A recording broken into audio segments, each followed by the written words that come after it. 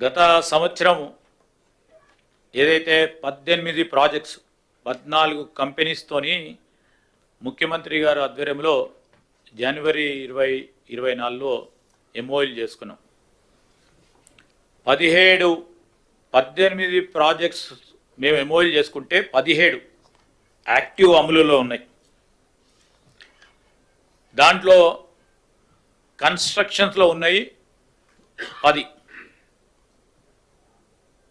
ఈరోజు missile manufacturing unit hardware పార్క్లో కానీ, oil palm mill and seed garden Godrej వాళ్ళది కానీ ఖమ్మంలో, formulation R&D campus Aragen life sciences మల్లాపూర్లో కానీ, bulk drug factory by Innovera pharma సూర్యాపేటలో కానీ, advance technology centers by Tata technologies మీరందరూ కూడా చూస్తూ ఉన్నారు, phase 1 మొదలైపోయి. అదేవిధంగా వెబ్ వర్క్స్ సంబంధించి data center, global capability centers Q Centro and Systrack సంబంధించి, Uber green supply chain skilling academy by O9 solutions, ఇవన్నీ కూడా యాక్టివ్గా కొన్ని నిర్మాణాలు జరుగుతూ ఉన్నాయి. నిర్మాణాలు జరిగి దాదాపు 60% 70% పనులు పూర్తయినాయి. వీటన్నిటికీ సంబంధించి నిరంతరం మా సూపర్విజన్లో మా ఇండస్ట్రీకి సంబంధించిన ఐటీ డిపార్ట్మెంట్కి సంబంధించిన సూపర్విజన్స్లో పనిచేస్తూ ఉన్నారు. మరో 7 ప్రాజెక్టులు ఎర్లీ స్టేజెస్ ఆఫ్ ఇంప్లిమెంటేషన్లో ఉన్నాయి.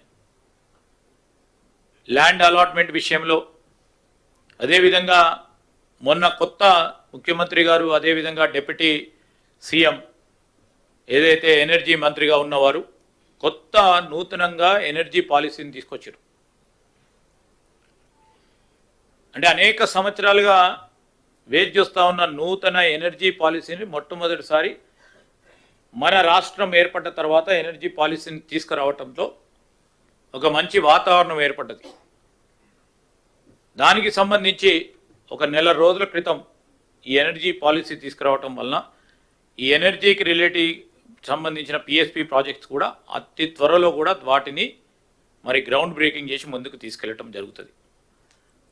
గాడ్రేజ్ ఆగ్రో కెమికల్స్ ప్లాంట్ గత సంవత్సరం చేసింది, వారికి ఆ ల్యాండ్కు సంబంధించిన అంశాల్లో కొన్ని అభ్యంతరాలు తెలియజేయడంతో ఆల్టర్నేటివ్ ల్యాండ్ని కూడా ఐడెంటిఫై చేయడానికి రెవెన్యూ డిపార్ట్మెంటు అదేవిధంగా మా ఇండస్ట్రీ డిపార్ట్మెంట్ పనిచేస్తూ ఉన్నారు. BL agro refinery plant, Godi energy manufacturing plant, ఇవన్నిటిని కూడా మరి ఇంకా వారు ప్రస్తావనలో ఉన్నారు, ముందుకు తీసుకెళ్లే కార్యక్రమం చేస్తాం. అతి త్వరలో కూడా పూర్తి స్థాయిలో వీటిని గ్రౌండ్ చేస్తూ ఉపాధి అవకాశాలను వారు ఏ విధంగానైతే స్పష్టంగా ఆ రోజు వచ్చి చెప్పడం జరిగిందో ఆ ఉపాధి అవకాశాలు ఆ విధంగా వస్తూ ఉన్నాయా, ఆ వస్తూ ఉన్న ప్రయత్న భాగంలో ఎంతవరకు సఫలీకృతమవుతామో తప్పకుండా బేరీసి చేసుకొని ముందుకు వస్తాం.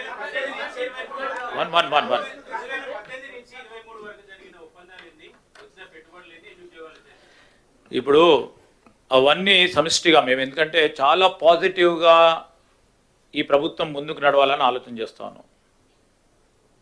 మేము అటు చెప్తే విమర్శ అంటారు, మేము విమర్శలు చేయదలుచుకోలేం.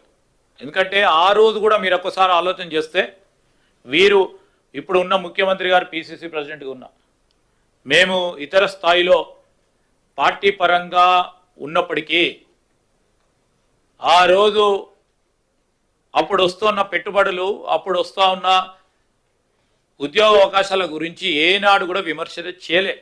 ఎందుకంటే తెలంగాణ రాష్ట్రానికి సంబంధించి ఇక్కడ ఉన్న యువతకు సంబంధించి ఒక ప్రయత్నం జరుగుతూ ఉంది. ఆ ప్రయత్న భాగంలోనే మనం ఏది మాట్లాడొద్దు, లోపల ఏం మాట్లాడుకున్నా రాష్ట్రాన్ని వరకే ఉండాలి, ఏది మాట్లాడినా అంతర్జాతీయ స్థాయిలో వాతావరణం చెడిపోతుందనే ఒక ఆలోచనతోనే ఆ రోజు కూడా మాట్లాడలే. నేను ఇప్పుడు కూడా చెప్తా ఉన్నాం, కంపారిటివ్ టేబుల్స్ తీసుకొస్తాం. ఎప్పుడు స్పష్టంగా 2028వ సంవత్సరంలో గత ప్రభుత్వాలు చేసింది మేము చేసిన ప్రయత్నం ఖచ్చితంగా చెప్తాం. ఈరోజు మేము కోరేది ఒకటే, ప్రతిపక్షాలను మేము ఈ రాష్ట్ర అభివృద్ధి సంక్షేమం విషయంలో వేసే అడుగుల్లో మీరు అడ్డు రాకుండి మీతోని మీరు సంబంధించి మీకున్న అనుభవంని మాతోని షేర్ చేసి ఆ షేర్ చేస్తే ముందుకు తీసుకెళ్లే ప్రయత్నం చేస్తాం. ఈ రోజు వచ్చింది నేను చెప్తా, మీరు అడిగిన ప్రశ్నకి ఈ రోజు డేటా తీసుకొస్తే స్పష్టంగా ఏర్పడుతుంది. ఎందుకు మాట్లాడుకోవాలి దాని గురించి. ఈ రోజు మేము ఒక పాజిటివ్ ఆప్టిమిస్టిక్ వేగా పోదామని చూస్తా ఉన్నాం.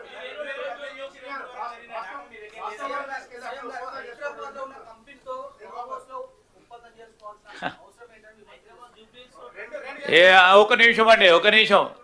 ఈరోజు మన రాష్ట్రానికి సంబంధించి ఒక సంస్థ, అంతర్జాతీయ స్థాయిలో పేరుగాంచిన సంస్థ, మన రాష్ట్రంతోనే కాదు ఇతర రాష్ట్రాలతో అనేక ఒప్పందాలు కూడా వారు చేసుకున్నారు. ఒక అంతర్జాతీయ సంస్థ మన రాష్ట్రానికి సంబంధించిన సంస్థ అక్కడికి వచ్చి మేము మీ రాష్ట్రంతో పని చేస్తాము, మన రాష్ట్రంతో సంబంధించిన పెట్టుబడులు పెడతాము, ఉద్యోగ అవకాశాలు కల్పిస్తాను వద్దంటవా? లేకుంటే మా సోదరులు చెప్పినట్టు లేదు వాళ్ళ అనుమతి పొందుతూనే ఇక్కడ చేసుకోవాలా? లేకుంటే అమీర్పేట్ సెంటర్లోనే జరుగుతూనే ఇది ఒప్పందమా?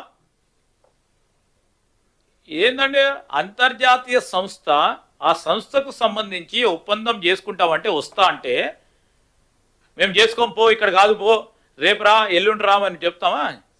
ఇదో okay, this is the character of our state. Yes,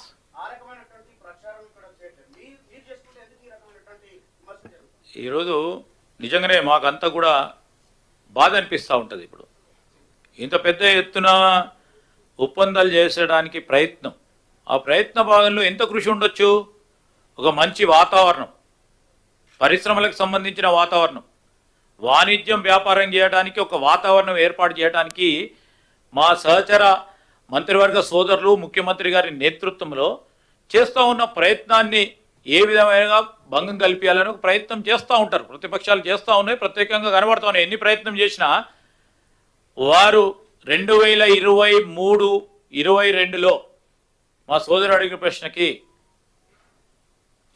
20,000 కోట్ల ఒప్పందాలు జరిగితే మేము రాగానే 40,000 పైచీలకు ఒప్పందాలు చేసినాము. ఈరోజు 40,000 వరకే ఊరుకోలే, ఇంకో 41,000 చేస్తే 42,000 కోట్ల రూపాయలు తీసుకొస్తే మీరు కూడా గత డావోస్ కంటే యొక్క మెరుగైన తీసుకొచ్చిందని రాసేవాళ్ళు. మాకు అది కాదు పోటీ, మేము విజయం అనుకుంటాము. ఈరోజు విజయం ఏ రోజైతే $1 ట్రిలియన్ ఎకానమీ చేస్తామో ఆ విజయానికి దోహదపడే ఈ అడుగులు, మొదటి అడుగులు మీకు చెప్తా ఉన్నాం. రేపు రాబోయే కాలంలో మేము మా పాలసీ నిర్ణయాలు కానీ మా ఆలోచన తీరు కూడా మీరే చూస్తూ ఉంటారు. ఇప్పుడే చూసిండ్రు, మీరు అనుకోలేదు, ఇంకోరు కూడా అనుకోలేదు, ఎవరు కూడా అనుకోలేదు. రాష్ట్ర ప్రజానీకానికి సంబంధించి ఎవరు కూడా అనుకోలేదు 40,000 నుంచి 45,000 చేస్తారేమో వీళ్ళు గొప్పగా, లేకుంటే ఇంకా తక్కువ చేయాలనేది, ఇంకా తక్కువ వస్తాయి, మేము ఈ విధమైన విధ్వంసం క్రియేట్ చేసినామని, తక్కువ చేసినామని కొంతమంది విమర్శలు చేసిన వారు 30,000 వస్తాయి, 20,000 వస్తాయని వేచి చూస్తున్న వారికి భిన్నంగా మా పారిశ్రామికవేత్తలు మమ్మలను నిజంగానే ట్రస్ట్లో తీసుకొని, విశ్వాసంలో తీసుకొని ముందుకు వచ్చిన వారికి, అదేవిధంగా మమ్మల్ని ముందుకు నడిపిస్తూ ఉన్న మా ప్రజానికానికి ఈ సందర్భంలో ప్రత్యేకంగా వారికి కృతజ్ఞత తెలియజేస్తాం.